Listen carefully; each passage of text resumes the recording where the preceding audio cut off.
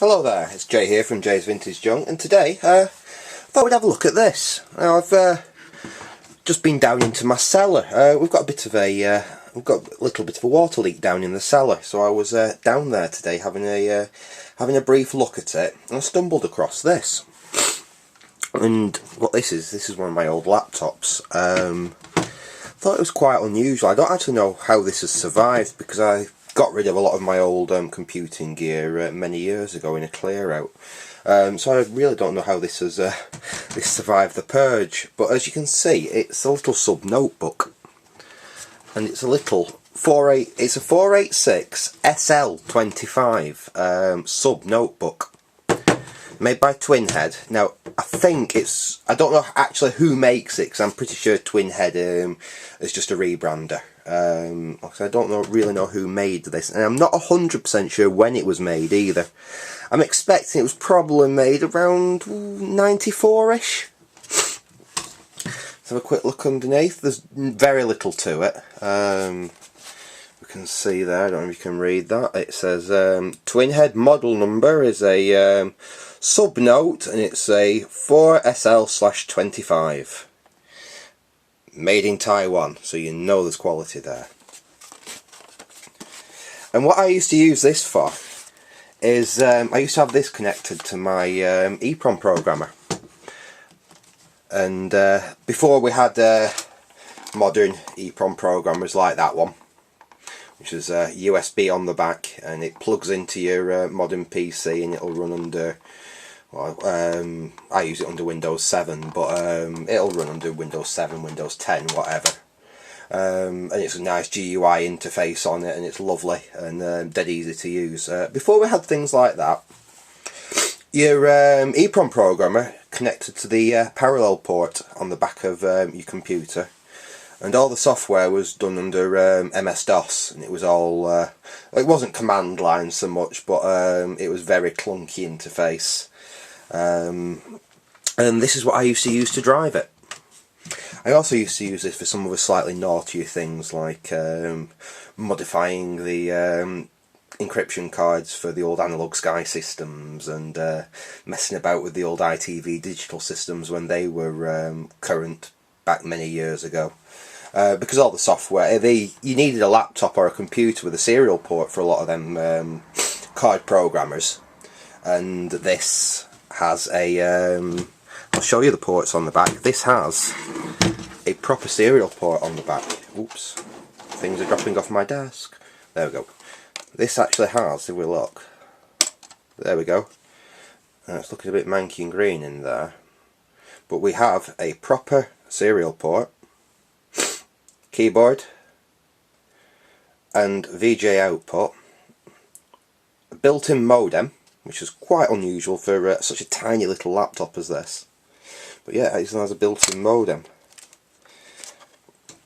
Now I got this about 1998, 1999. So it had been a few years old then. It was actually virtually brand new, still in its box when I got it. I bought it back then. I used to be a PC reconditioner. I was still at college back then, and what I used to buy up old corporate computers and refurbish them and sell them on to students. So I was always going around the auctions, and I picked this up at an auction. I don't think I paid very much for it.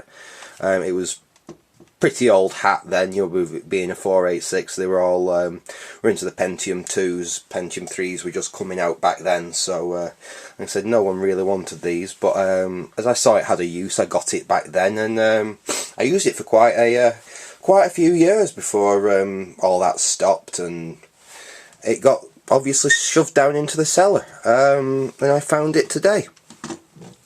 So it's an unusual little beast. Tiny screen. If I remember correctly, it's a VGA mono screen, and it's only about 7 inches.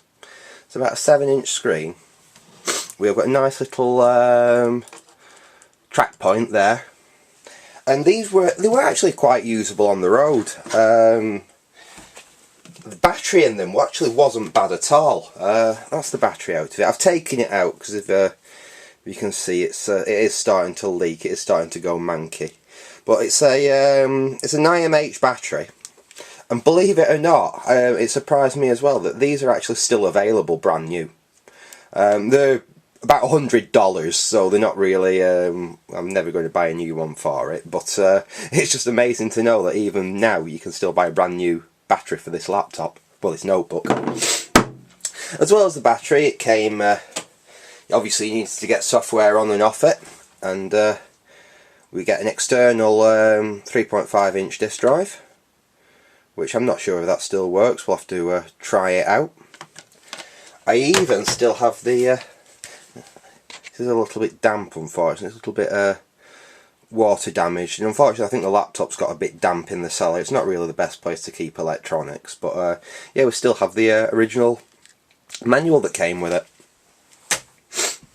And here's where we come. We have the power supply, and I rather bravely I stuck this in front of the open fire for a few hours, just to drive any moisture out of it, together with the laptop, and I plugged it in, and it has powered up. We had no flashes or bangs, so I don't know the last time this laptop was powered up. Probably about 2004, I'd reckon. So let's see what it does. I'm going to, it may do nothing, it may make the magic smoke, we don't know. I honestly haven't tried this yet. So, let's see what it does. I will connect the power into the back of it. Okay. Well, nothing's gone bang so far. Let's try and switch it on. Well, I've heard the hard drive. Something's not happy.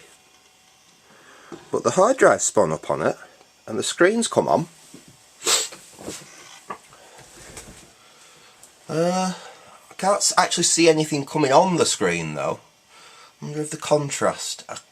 If I remember correctly, there is no, like, on the old laptops you used to get a slider or a little thumb wheel to operate the contrast.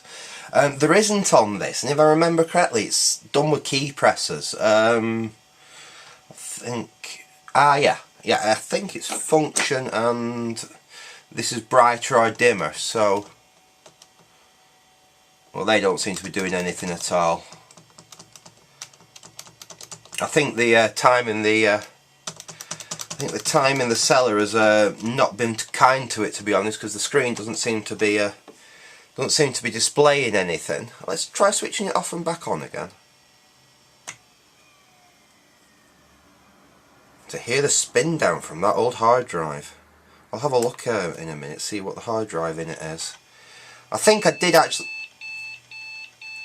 Yeah, it's definitely not happy. It's obviously giving some post errors there. I'll have to see if I can find out what they are. I did have a quick look on line, I must admit, to see if I could find any information about it, and the only thing I could find was about people supplying batteries, and the same battery fits a number of different laptops, which makes me think that this is just a badge engineered, made by someone else laptop.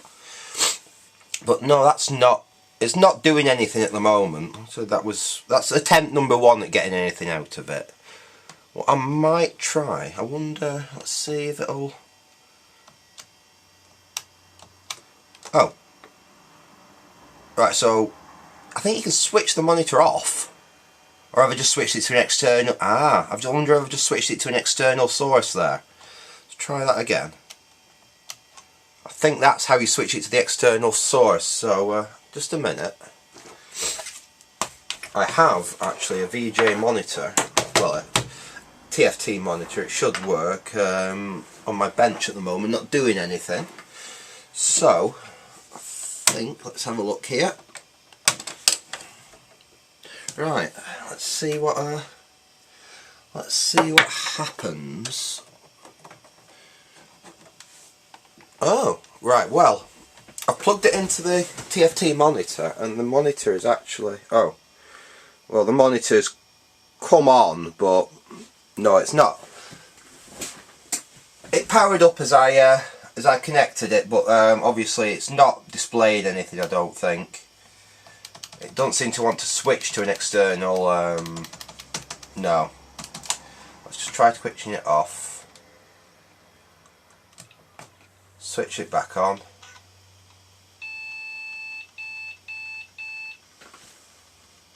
No, it's not recognising a external monitor. It's obviously not very well. Let's have another pan down to the old laptop though. I may have a go at getting this going again. I'm sure I can find a use for it. Be the very fact that it's got a reasonably useful processor, being a 486. It'll run MS-DOS 6.2 no problem. I have a feeling that's what's on it. I think it's got Windows for Workgroups and MS-DOS 6.2 on it. I did actually used to connect this to the network, believe it or not, because it has a it's only a Type 1, but it does actually have a PMCA card slot there. And I used to use an old I think it was a 10 base T network adapter in the side of it, so I could connect it up to my home network. I said, even though it was old hat and obsolete when I got it, it did have its uses. It would be quite nice to see if I can get it working again, really. My Spectrum, my Russian Spectrum project's really the priority at the moment, but I'm off that for a couple of days until some parts I've ordered arrive. So I may well have a quick look at seeing if I can actually get this thing to up and run. What I certainly could do, I think, if I remember correct, so unplug them. The hard drive doesn't seem too bad. At least it's actually powering up. And if we, I think all you have to do, yeah. Ooh. No, well, I thought I could get the hard drive out. I thought you just, oh, there we go, yeah. If nothing else, it is just a standard IDE hard drive. I think it definitely is a replacement, because it looks like I've scrolled 340 megabytes there. I'm sure it came with something like 170 when I got it, and I put this drive in because I was running out of space. But we'll see if that hard drive, I'll put that in one of my external caddies, and I'll see if I can still read the data off it. If I do, it should still have all my old, it might even have some old ROM images and stuff on it. I did used to mess about quite a bit with a few old NES carts and what have you back in the day. I might have some old NES ROM images, or perhaps some old Atari 2600 images on there. Who's to know? If it's got my old EEPROM program software on it, there could be all sorts on that hard drive. That might be an interesting one to look at anyway. Yeah, so I think I'll leave that here for now. I thought I'd just give you a quick look at a bit of old junk from my past, which I'm quite surprised still survived, to be honest. And if I can get it going, it'll certainly be an add to the collection and another little curio. So I think we'll leave it there at that, and thanks for watching that, and goodbye.